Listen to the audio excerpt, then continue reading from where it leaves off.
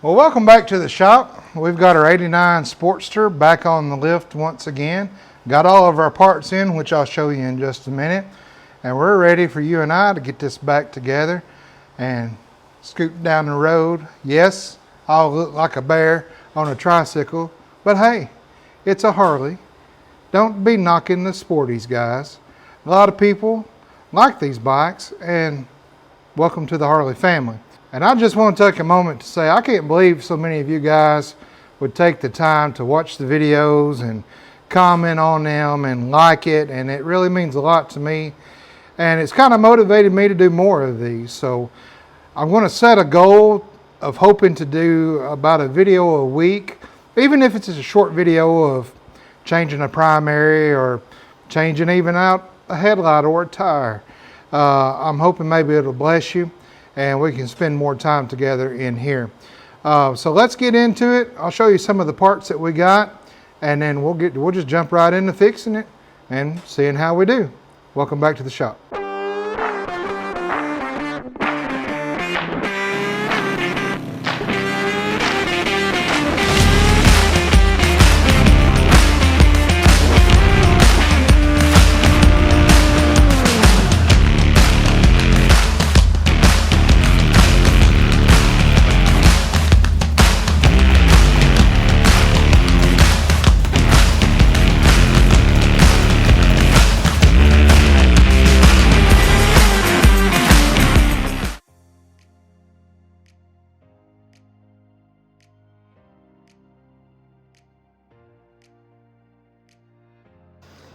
So here's some of the new goodies that we've got for the Sporty.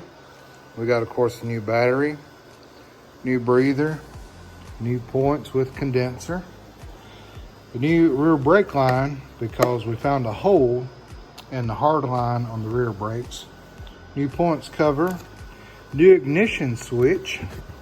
The old switch seemed to have a little catch in it, and you had to turn it all the way over to lights to get it to ignite and crank the starter. So I'm just going to replace that for him. Let's see here, we got some new point bolts with the extensions so that you can screw this cap on, and for some reason they sent me two, so all right, got an extra set if you need one. A new petcock, the old one was leaking, and instead of rebuilding it, these are so cheap, I just bought another one. Let's see what's in this.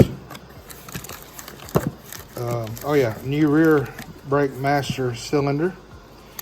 The old one I took apart and was rebuilding and looked at the rebuild kit for it. Let's see. With the new plunger, and all I needed really was just these gaskets and a new plunger that goes in there. And when I looked it up to order it, man, it's expensive. It was actually the same price to get a brand new complete master cylinder than it was to get the rebuild kit for it. So that's odd and bizarre. And then I noticed the brake pads were gone, so we got some new brake pads front and rear. This is really all that it's going to do. Of course, we're going to do some wiring and stuff and get all this stuff today on the bike, hopefully get it down the road. So here's the old cylinder for the key cylinder, ignition cylinder, and I just did a little delete on that. And we got, of course, our 3 wires, a white, a green, and a red. And then we'll wire up, I'll show you how to wire up a new ignition key for that the correct way, so that when you turn it on, you'll have an off, an ignition, and then when it gets dark for you, hit the key on over to the lights. The ignition will stay on with the lights. That's how it's supposed to be. The old one, hit ignition, it wouldn't do anything. Hit lights, it wouldn't do anything, but wiggle between the two and you could get it to spark. Well, that just tells me that there's just a short in this or a bad spot in it. So we just replaced it. So we're going to be wiring this ignition in first, so that then we can put a battery in, and then we can go on the other side and start working on the points. So we know we got a good ignition and we know we have a good spark through the battery, and then we'll start tracing down the point system. Now you might get one of these ignitions and discover that it doesn't come with any instructions or wiring diagram.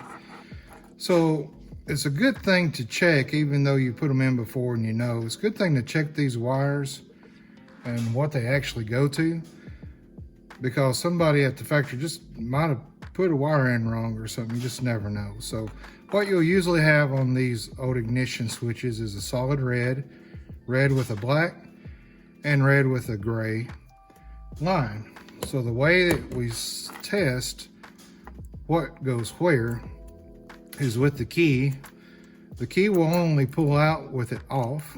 Once you turn it to the first position, it locks the key in, and then there's a second position that still the key's locked in. So what we want is to be off. We want the ignition on. Then when we switch to lights, we want the lights and the ignition still on, so the bike doesn't die with the lights on. So we'll start with the key out. We'll take a multimeter, turn it to ohms. We'll test to make sure we got it set in ohms. Okay.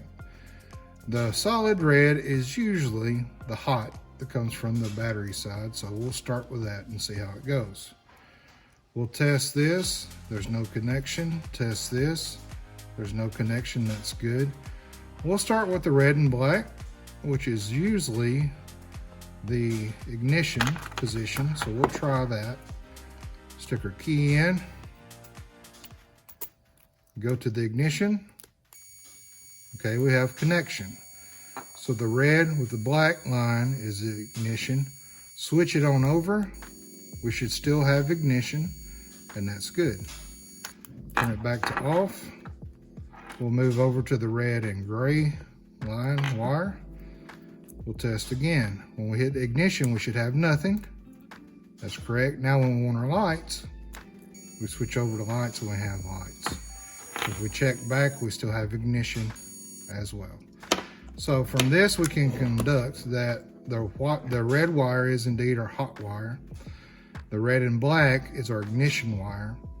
And then the red and gray goes to our lights and keeps this on when it's in that position. So now we know our positions of our key. Now let's either look at the wiring diagram for the Sporty to understand what the red, green, and white wire is. Or if you kind of know Sporties, you can kind of know what they are already. And I'll show you a way to test that as well. You have the green, white, red wire. And now we know what all of these go to. We know that the red feeds from our battery hot. So how do we know if this red actually goes to the battery hot? Again, we'll take our multimeter, we'll set it on ohms. So we'll hook one to this red. Now if this red wire goes to our battery, then this over here is our battery. This is our hot, these two. This goes to the starter. This red wire hot goes to the main relay. And then this will go to our negative. So if we hook this to our main hot relay, we get solid connection. So we know that this red wire does indeed go to the battery. If we hook it on anything else, we have nothing. So that is our hot wire to the battery that goes to the hot wire on the ignition. Now these other two, how do we know which one goes to the ignition and which one goes to the lights? Well, there's a couple ways to do that. Let's hook to the white here. And then what we'll do is go over to the other side where the points are and put this on the points and see if we have any type of continuity. I'll just connect this on where the points are, and we do. Now, you can't assume that, okay, that's the white wire that goes to ignition, because when you do this, you get continuity as well, because when the bike's in ignition, or even when the lights are on, you'll still should have ignition power. So both of these are going to send power to the ignition, but only one of these will send power to your headlights. So without a wiring harness, how do we know what goes to the headlight and what is actually the ignition? Well, for that, I'll show you a little trick. Take your battery. You'll take the negative side, not the hot side, only your negative side. You'll hook that up, and it is a tight squeeze in the old Sporties. Really made it kind of difficult to put these in for a quick test, but it's worth it this way if you didn't have a wiring diagram. So we'll put this in and we'll snug it down. And it is ground, so you don't have to worry about touching anything you shouldn't touch. Now on the hot side, leave the connections off, make sure they're not touching, and definitely make sure that hot doesn't hit that post right there, the frame. So from here, we have our ground, and what we're going to do is run a jumper wire from this to here and see if we have a headlight turn on. If not, we'll go from here to here and see if we have a headlight turn on. We just want to see the light glow a little bit. It doesn't have to stay on constant. We just want to know which one goes to the headlight. You can use any wire you want. It really doesn't matter the size of the wire. All we are looking for is just, does the headlight glow a little with some power. Okay. So we'll start with, I'm guessing the green. We'll start with that. We will wrap this around the wire. Now you might be saying, well, why don't you just go ahead and hook the hot up and then just test them with this? Well, the reason is when you hook the hot up, this is hot all the time. So if you accidentally touch something, metal, that's going to ground out and could be bad for your battery and for your wiring as well, especially as old as these wires are. So we don't want to take any chances with that. So what I'll do is I'll just touch here, just real quick, on and off. And I am seeing light. Let me see if I can get you on here. So when I touch, we have headlight. So we know that green is our headlight. Now say we take this off and let's just try the white. Will we have headlight? Let's see. So I'm touching it on and off and no headlight. So we know now that red goes to our battery, that's our hot, green is our lights, and white is indeed the ignition. Then of course, when the key is over on the lights, these two are both hot as well.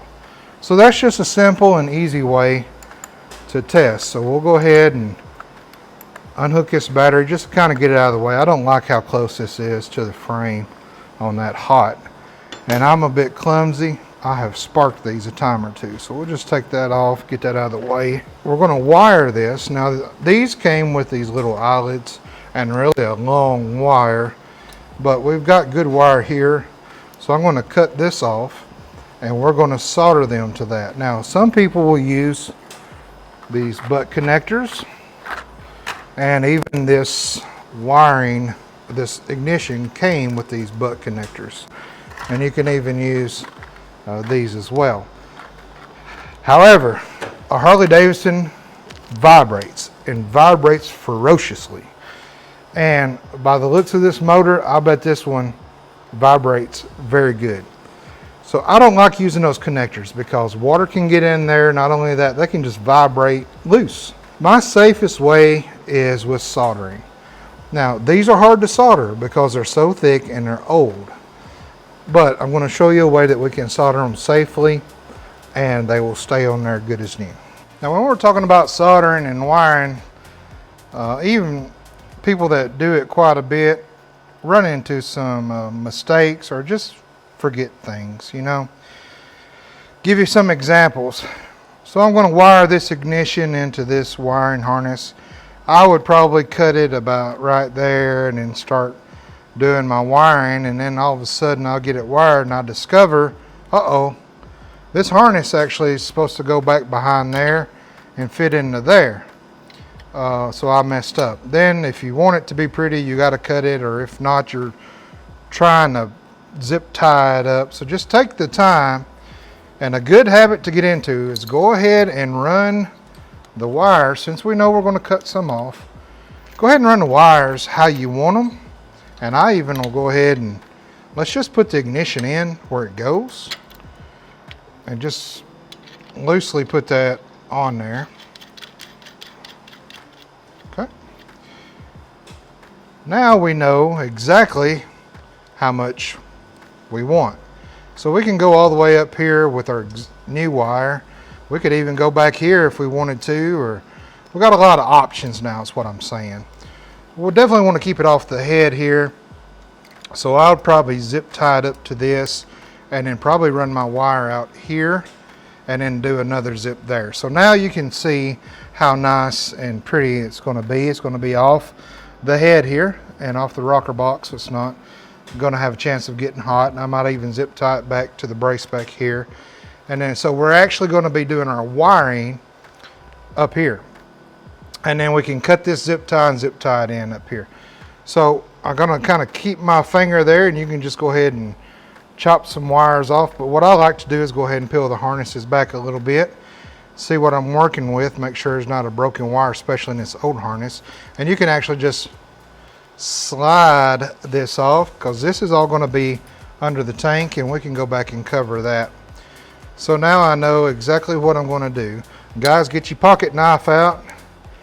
If you ain't carrying a pocket knife, why not? Good grief. Especially in today's time, you need a weapon on you more than ever. So go ahead and cut you out some heat shrink. Make it long. Heat shrink half the harness if you want to. Don't be stingy with it. Open it up. We'll go ahead and slide this on here. Get it way back in there. Do the same for all the other two wires. Isn't this fun? You having fun yet? Man, I am.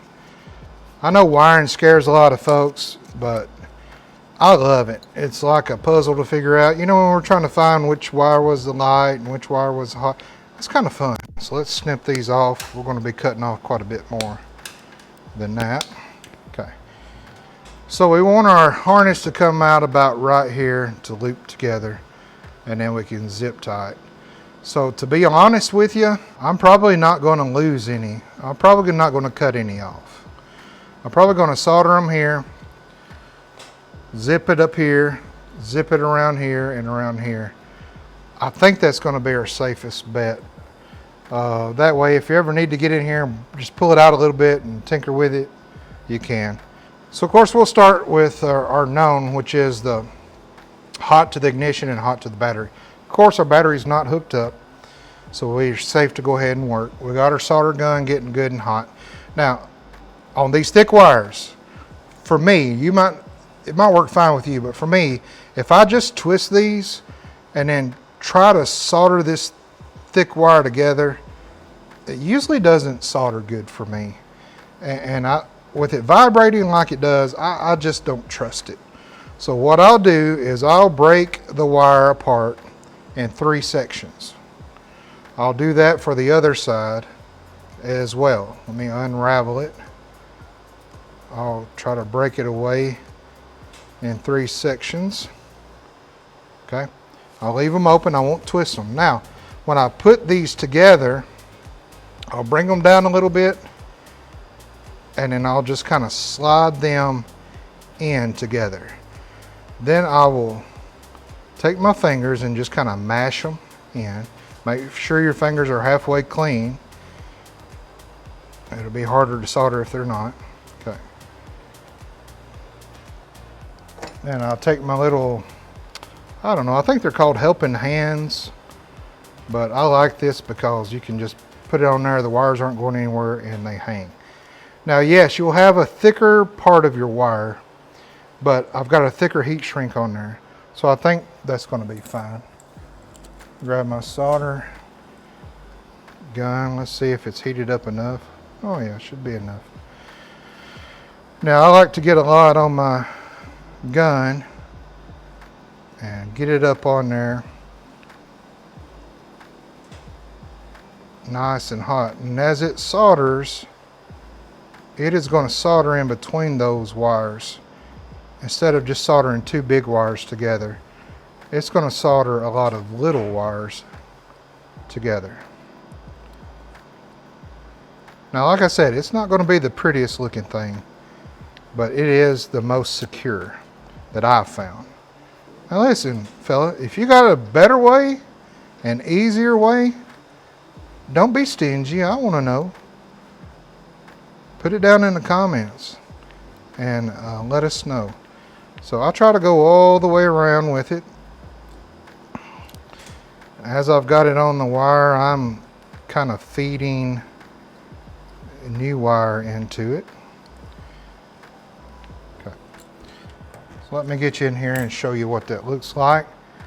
See if you approve on that.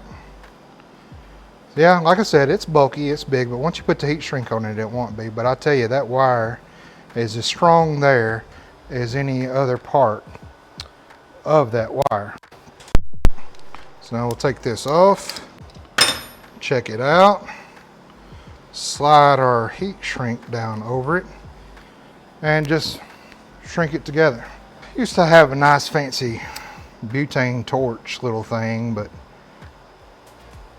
they always break on me. I've had 3 of them, and they've never lasted over 2 months of using. So I just use a standard pocket lighter. Works good for what I need. Now, once you get that on there, feel that heat shrink.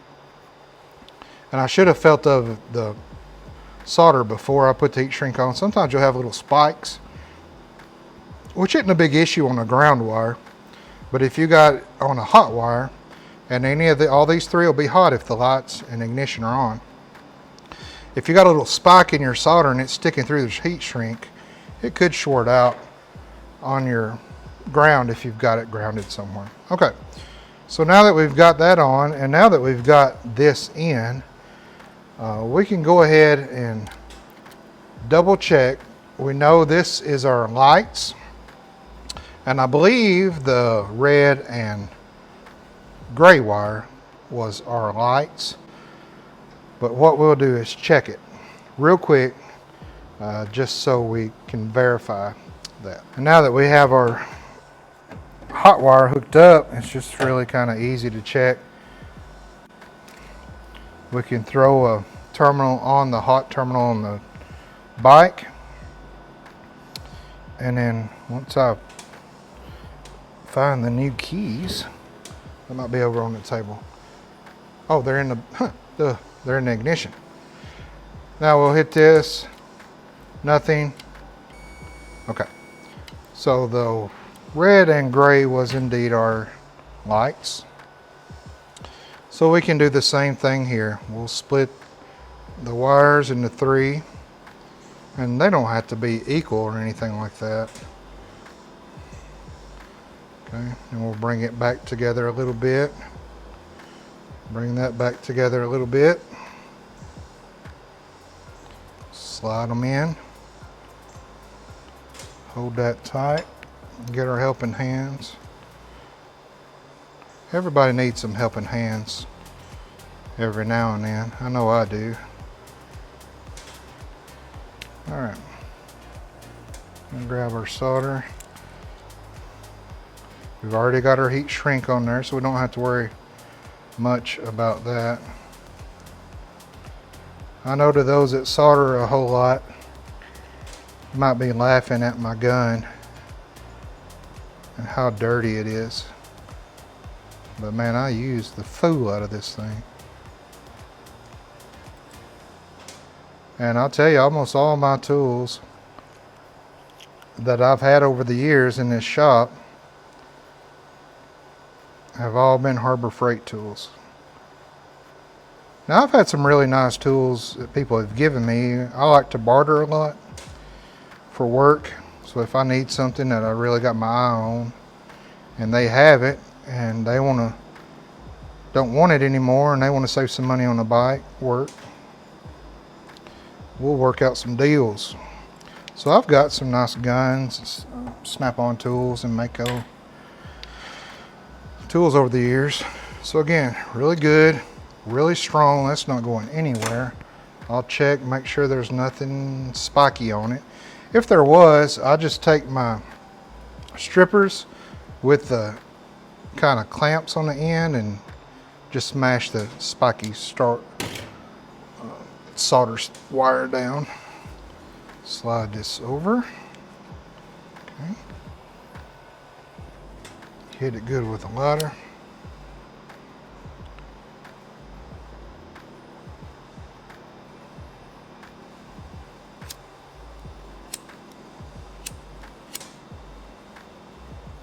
So the only bad thing about using the lighters instead of a butane torch is the wind. And it's hot here in Tennessee today. But I have to have the fans off so we can hear each other good. So I'm sweating for you, that's what I'm saying. While you're sitting in the AC watching me work. I don't know, maybe you're out in your garage trying to figure out how in the tomfoolery you put a new ignition switch in your Sportster. And really, for all kind of chopper wiring, this is what I'd run. Just a 3-wire switch, and it works great. Your headlights, of course, are ran on a high-low beam switch. But if you're building a chopper harness, I run headlights high with no switch all the time. That way they're on high all the time. You say, well, man, that'll blind some folks going down the road. No, not really. And when you're riding a bike at night, especially around here with all these critters and animals and deer especially, I would want them on high all the time. And if I could wire up like a saxophone or a trumpet to blast while I'm riding down the road at night, I wouldn't mind that at all. Oh yeah. You know, for soldering these thick wires, that's kind of a pretty solder there, if I do say so myself. I'll get some back in here. Oh yeah. Man, that's strong. Nothing spiky coming out. Slider heat shrink on. And just like that, we have wired a new ignition switch, which will give us a whole lot better way to test out all the other things on our bike now. And our switch should be good. Now, of course, we could go ahead and throw our battery in now that we've got our switch on. Test our lights, test our ignition, test our starter button, the whole shebang. So this is the first step to get us back into getting things cranking again. And I like to use black zip ties. I don't, man, I get some bikes in here and they've got like hot pink zip ties and just weird color. Man, it just looks so weird. Need to put in an order for some more zip ties, it looks like. Cut off the ends of these zip ties, that way when we run our arm across the top, we can cut ourselves good. Now we'll put the battery back in and we will have that part done. When you first try to swap out a sporty battery, it can seem kind of weird the way they have it designed and kind of tight fitting, but I think that they designed it to always remove the negative first, then you can remove the positive. And like I said, you gotta kind of hold your mouth right to get them set in there just perfect. Now we can give her a good test. The ignition, our lights are coming on. When we turn the ignition over, switch on, we have good crank. Good job, guys. That part is done. All right, so I tried to give you a front row seat here to the points. As you can see, this had no points cover on it. It didn't even really have the studs for the points. So we picked up these. This is what it's supposed to have. These screw into there and has a stud on the end that your points cover slides into. So I'm hoping there's some screws in here. I think there should be. And I'm going to take a Sharpie or a metal pen or a paint stick or whatever, a chalk marker, it doesn't matter. And I'm going to mark somewhere on the points cover, or I'm sorry, on the points base and on the side here, so that I have a reference as to where this was oriented. Now we'll be resetting this and I'll show you how to do that. But in case they've got it set properly, I want to try to put it back in about the same way. The way you do that is you'll loosen these both up. You'll take a big screwdriver in here and kind of move it, and that will actually move your points, advance or retard. And then that way you can get it set exactly how it needs to from top dead center of the front cylinder. So for now, I'm going to loosen this up. I'm going to mark right here and then go ahead and take the points out. Now, like I said, we probably more than likely will not be using this reference mark, but just in case the fella had it timed good, we'll go ahead and just make us some marks. Okay. Now we can go ahead and pull the hole points and condenser out of the bike. Might have to move you because I'm going to tell you, you're right up in my nostrils, and my hands are going to be right up in your eyeballs. So how about we just kick you over to the side so you can get a better view. I mean, it's not like you got your hands in here doing this with me. I mean, we'd kind of be sitting like Patrick Swayze and Ghost, making a little clay pot together. That would be really, really weird. Oh my goodness. I don't think that doesn't go down to the base, but I'll take it off just to get this out of the way. And this is your condenser that releases the hounds.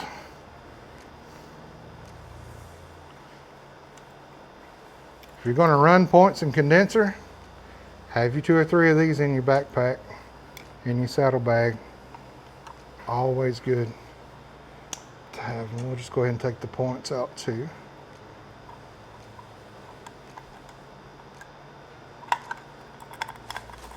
Oh, there we go. And then this whole thing comes out and drops down. That pulls off.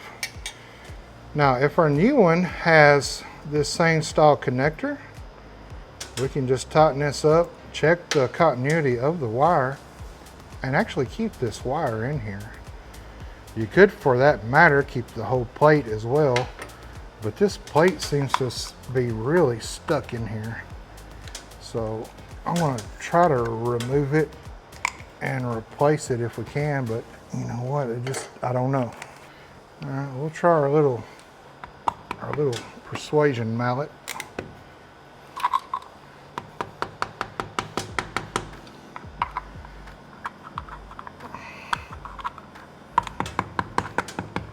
Pry it out of there, and look at there. Just fell out like it wasn't even stuck. All right, now, what you'll see behind the plates are your weights. Now, I was worried about the weights being in bad condition like the points were, but these look great. Springs look great. The weights are throwing out as they should. Now, of course, the way the weights work is as you speed up, the weights by centrifugal force pushes out, which advances your time. So that's great. All right. So far so good. We'll clean this up a little bit. I still see my mark there. We'll take the old plate with the mark down here and try to mark it on the new plate in about the same position.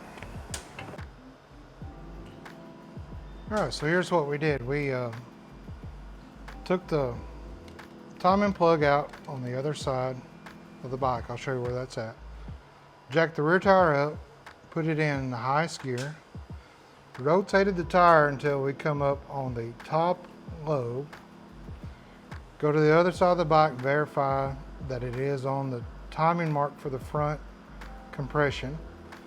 Pulled the plugs, of course, before we turn the motor over, and ran straw, I use plastic straws, down to verify that we are on top dead center of the front cylinder. That brought us to this top lobe here. I loosened this up, brought this down, put my feeler gauges in at 0.18, ran it in between the gap with it on the top lobe, set it at 18, tightened it down. This is why we marked here, because when I put this new plate in, lined it up with the mark, it was on top dead center. So the old plate was set correctly, and that's why I do that. Kind of saves a lot of time if it was set correctly in the first place. Put these in to hold it down, tighten this down. Everything here should be good. So now I'm not going to put the cover back on just yet in case we have some timing issues. So now all we'll do is go to the other side, put the plug in, and I'll show you where we took the plug out.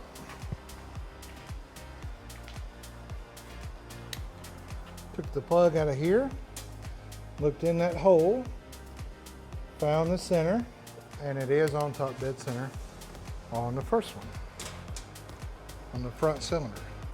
So now let's throw some oil in the motor, put some new plugs in, gap them correctly. We know we've got our ignition set now. We know we have our static timing set. We know we have our new points in. They're gapped correctly.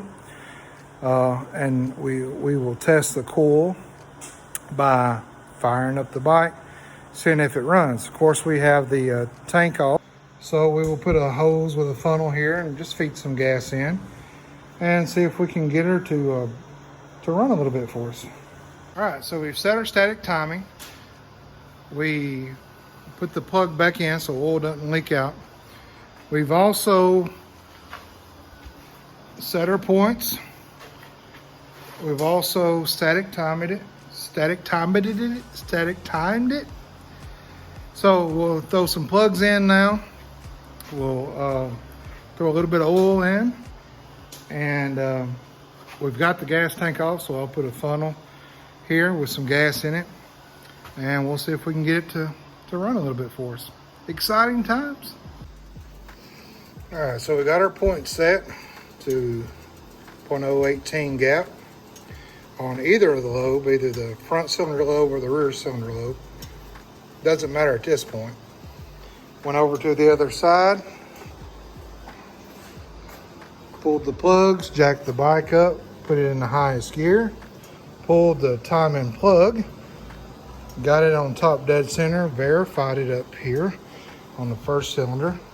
You go back to your points, and then you adjust the entire cam plate or points plate with loosening these two screws and then moving it just to where it starts to open on the lobe. Put some gas in our temporary fuel tank there, and now we should be good to go. I set the auto a little high, so let's see now. We got ignition on, lights on, and let's see. Hey, hey!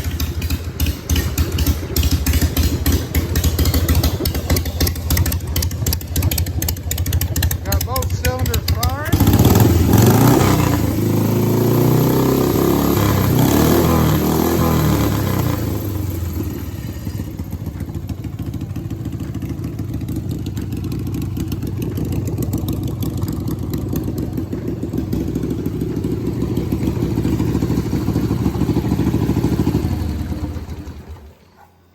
She's a runner.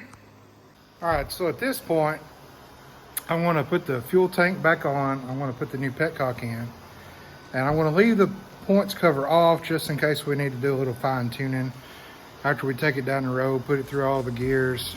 It was kind of coughing a little bit. Of course, I don't have the air filter on, so we'll put the new air filter on, we'll put the tank on, and probably throw the seat on. Nope, no brakes. Okay, so we'll put the tank on, put the air cleaner on, leave the points cover off, and we'll address the brake issue. And just as a reminder, do not start the bike with this plug out, or you will spray it all over your 1950 pan head. Just a little reminder. One note to remember that I noticed on this bike, when you go from electronics ignition down to a point system, you got to change a couple things. This VOS system that runs from the top of this system down to the top of the carburetor, you have to delete that. So you got to plug that off, and I just run a screw in there and a bolt in there, and that sealed that off. You got to run that off. Another thing you got to do is lower your spark plug gap down to about 30 or 0.30 on your spark plugs. So you can't run a high gap on points. You can, it just doesn't like it. So still got a little bit of fine tuning to do on the points. But again, remember, we don't yet have our coil grounded out good yet. But for now, I'm happy. Fires up instantly.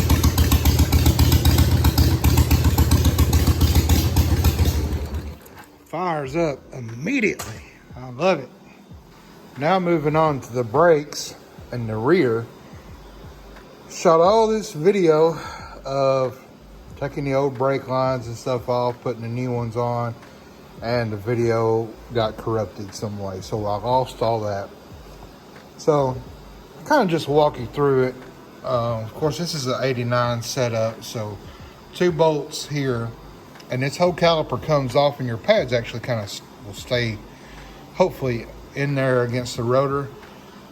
But if not, no big deal. Now we will do the front ones today, so kind of work similar, the same way. So if you've never done rears, watching the front ones will help.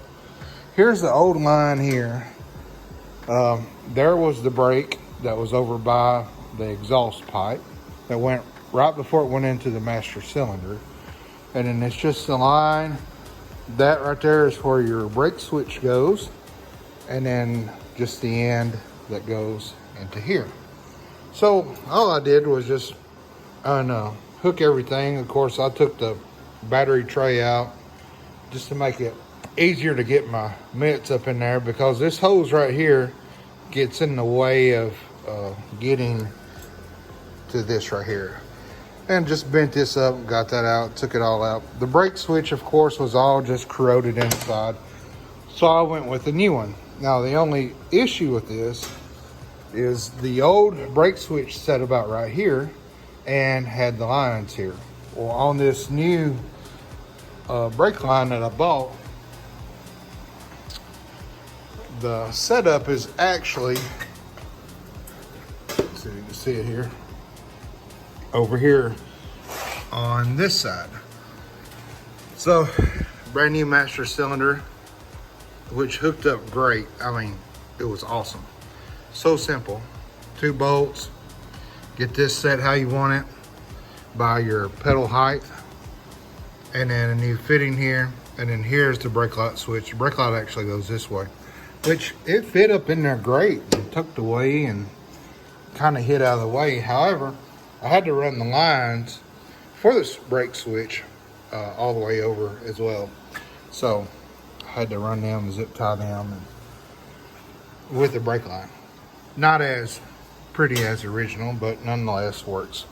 And very, very pleased with this. I'm kind of glad that the rebuild kit was as much as this, because I'm glad I went with this and kind of had to go with this. It's really nice. We have great pressure now. We still got to take the slack out of this chain. We've got plenty of room to move our adjustment back. And then we got to work on this brake light here, which is just a bulb that's out for the day running lights. And then when you press the brake, the bulb actually turns on. And then he wanted this right here wired up as well, brake light. This is not our doing. It's a little custom piece that holds this together, but the line runs under here. I fed it up through the fender, ran it under the cross brace, and it's just a 3 line, black, white, and red. Black, of course, runs to the battery, so I just ran it to an eyelet on the battery negative. Then the white on this particular setup for the brake light, the white was day running lights, and then the red was the brake.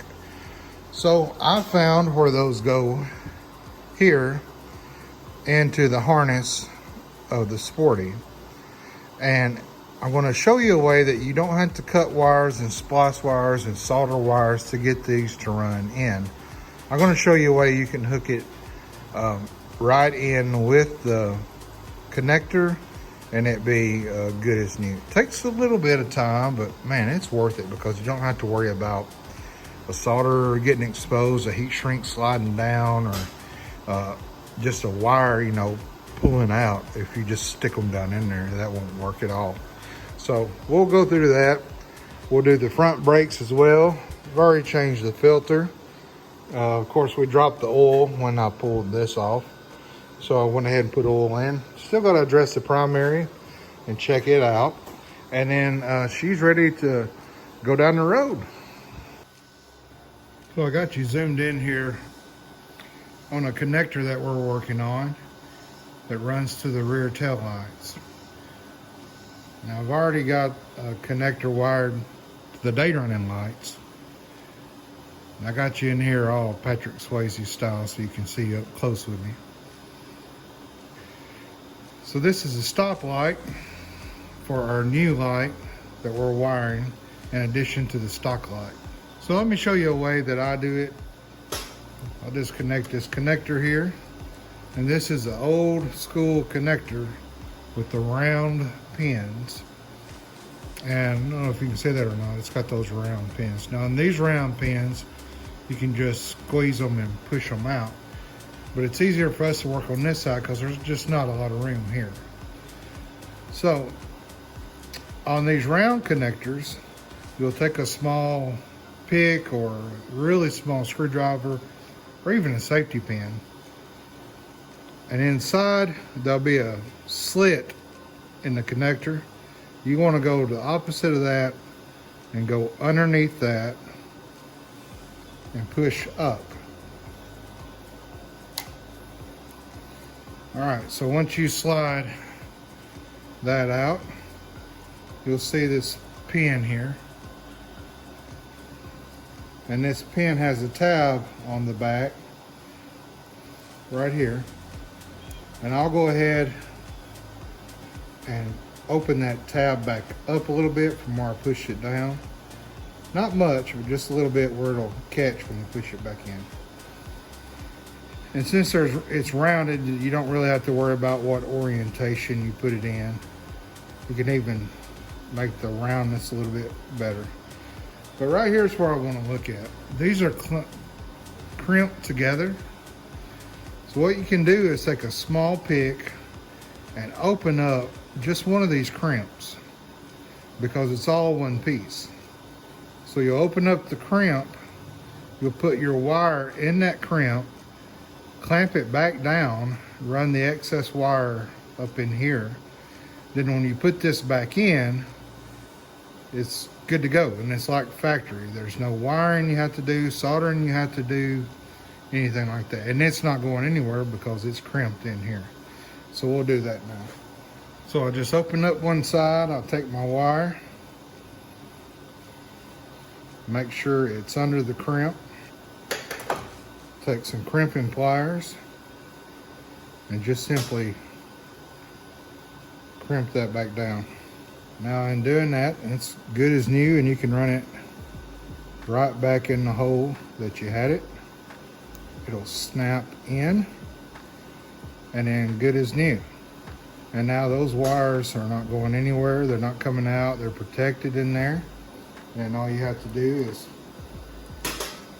plug everything back in and we'll give it a good test. I do have running lights now on both lights. And if I push the brake pedal, I have brake lights on both lights. So just a simple way there that you can do that, that'll maybe help you out in the future. You can really do that with any kind of Harley connectors or any connectors for that matter. Really saves you a lot of time, a lot of wiring and hassle and having to cut original wiring, and you don't really have to worry about that. So just a little tip there for you. All right, so let's start working on these front brakes. We're just going to throw some new pads in and 5/16 Allen on this. It just takes a couple Ooga Boogas. Oh, those weren't even really that tight. I like to leave my front end a little bit and then work my back one all the way out.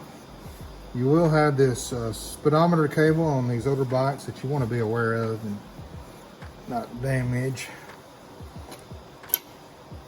Pull that out, and now we can hold and take our top one out. All right, now we should be able to just slide that entire pad off. All right, shot right out on us. Throw a new one in.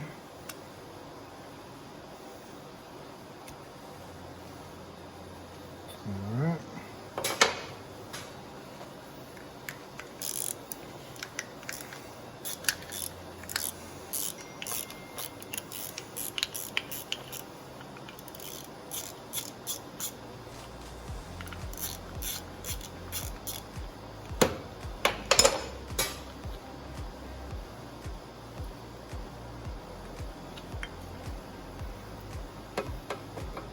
This pad doesn't look all that bad. These pads are threaded. Both of them come threaded, so in this case it really didn't matter which one you used. You might get some pads that come where only one is threaded, so you want to pay attention to that orientation of the pads.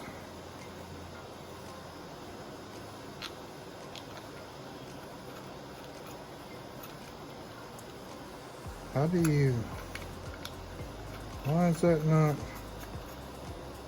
tightening down? Well, good grief. Can you help me out here? What in the, oh, okay, well, the new pad is bigger than the old pad, and it looks like somebody ran a thread in there on the old pad. So this nut, let me check the other new pad. Yeah, same thing. Okay, so there's our problem. We got to find a bolt that'll thread in this. That's about this quite a bit bigger than what they had in there. Of course, we'll put some blue Loctite on that. Now we'll throw this up in here. Get it seated properly. We'll put our cap on, and hopefully our bolt's long enough to bite in there. Oh yeah. And screw that down good. I don't even know if you can see what I'm doing here. All right. I'm glad we figured out the problem on that. And we'll go ahead and put our other one back in. Get it good and flush with this back here. And we'll squeeze that back up in there. Now we can take our flat head in between the pads carefully and compress that piston one out.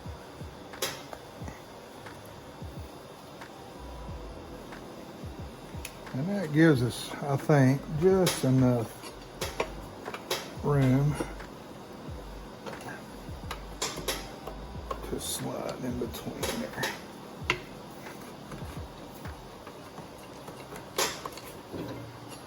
Boy, it's a tight fit.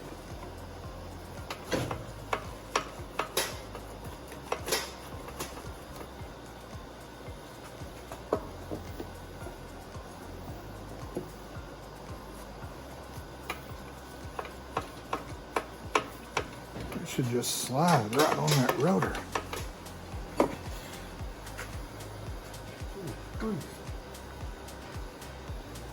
I ain't never.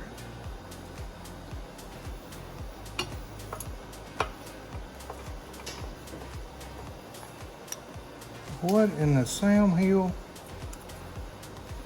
Can you help me understand this thing? The piston is all the way down. the pad is in there seated correctly, but man, it still doesn't give us enough room, barely, to even start the pad in there. And then it won't even slide over that rotor. What in the world? Oh, well, now I got it stuck. Good grief. Maybe I'm just not holding my mouth right. I don't know. I just can't understand that. I've never in my life had trouble with these like this. If you know what's going on, just bleep it down in the comments, because I'm going nuts here. Let's try it one more time before I throw something at it and write down a couple of cuss words. Now, you might be laughing right now, and that's okay, but I certainly am not laughing. What? What? That's all it took, literally. Are you kidding me?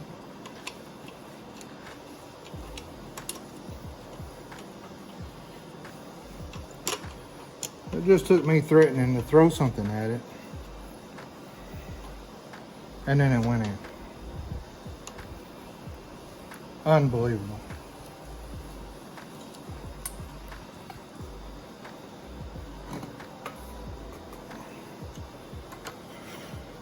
Unbelievable.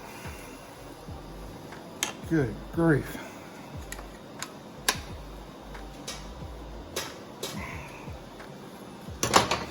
And there, see how easy that was?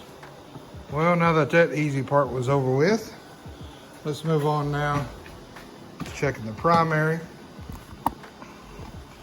And we'll be done, ready to take her down the road. Well, tightening up the rear chain, but that's easy peasy. So what we're going to do now is just drop the primary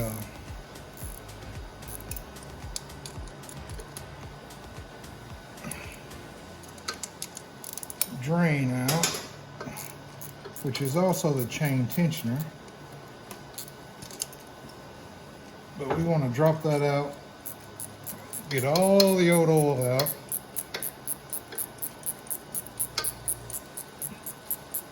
Tighten the chain properly. Doesn't even smell that bad. So I'd assume that the clutches are okay. It doesn't say anything about the clutches. The oil looks good. There was no water or crud coming out. And of course, now this bolt pushes up on the ramp as well.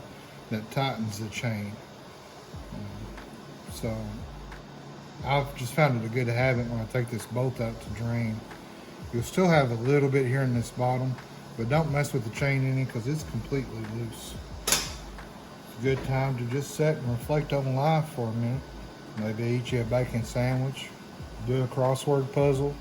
And once it starts kind of beating up a little, I'll go ahead and run my bolt back up in there.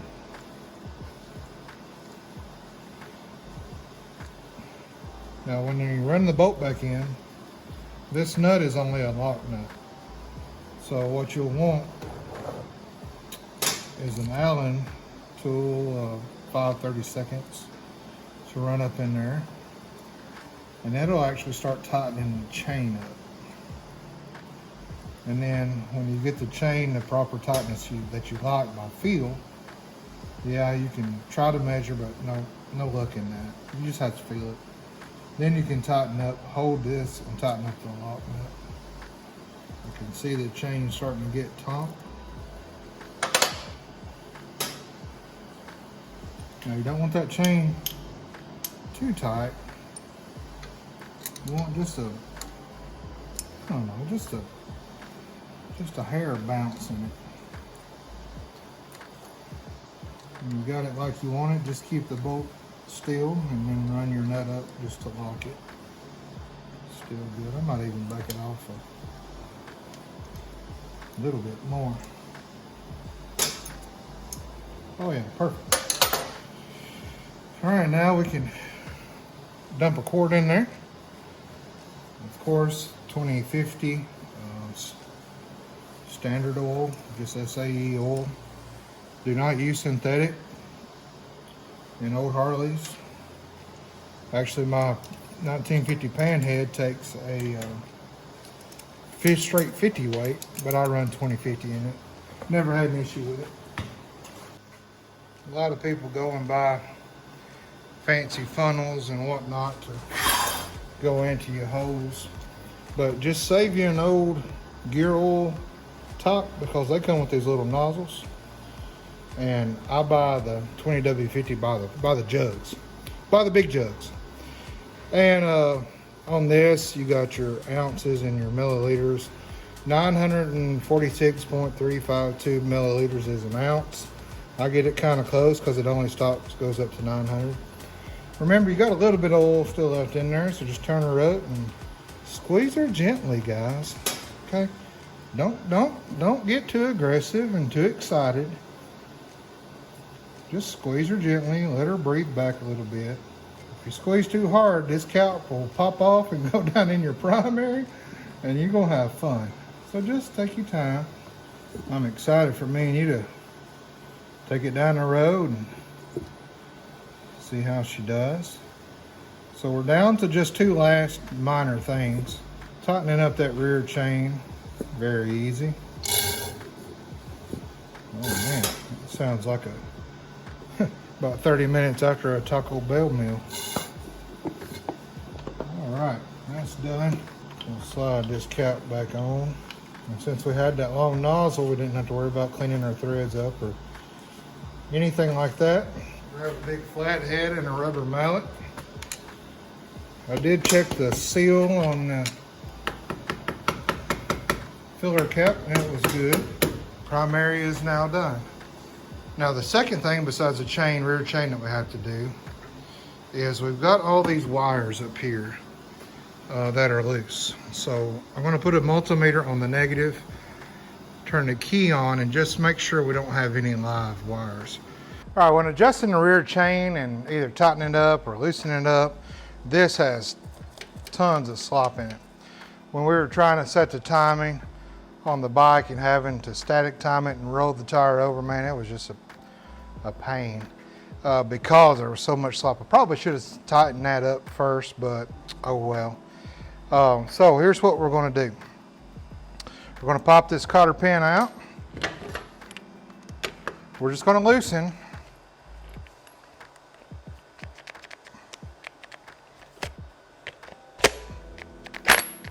There we go.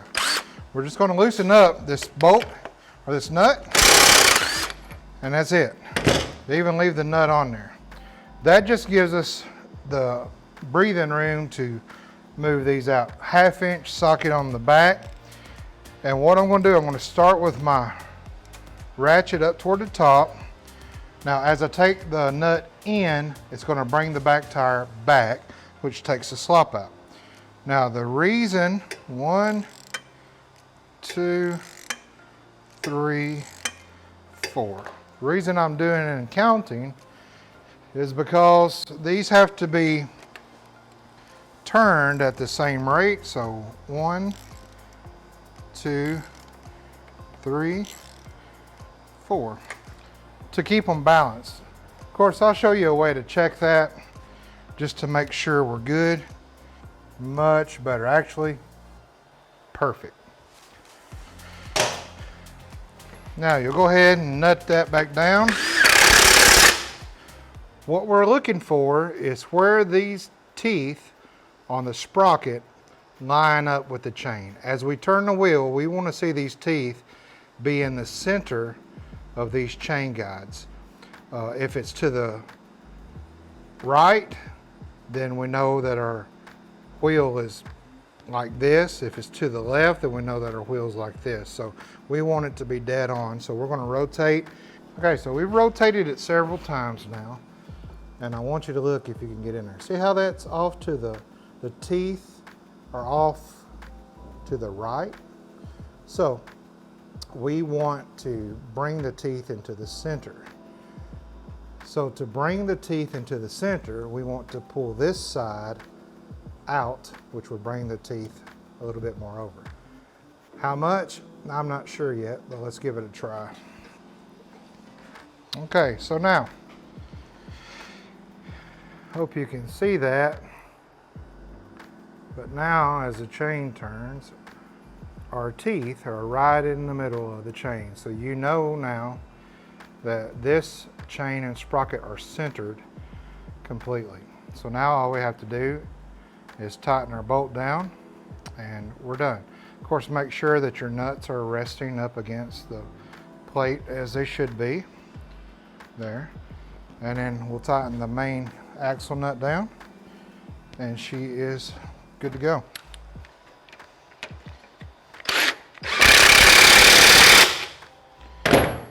Oh yes. We'll throw our cotter and pin back in.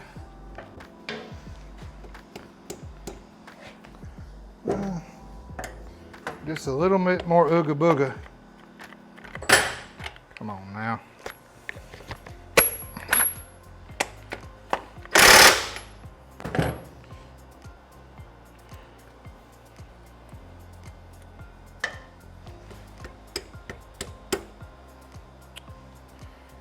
And there we go.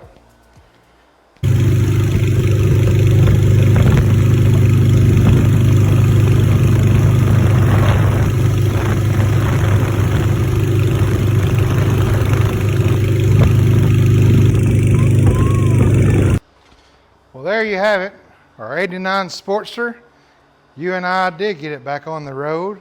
She is alive and well. Revved great, shifted great, all the gears were great, brakes are crazy great. All the wiring works. Good job. I'd say that the hardest part of this, surprisingly, is the freaking front brakes. Can you believe that? I know. So thanks for being here in the shop with me. Like I said, y'all have challenged me to start doing videos.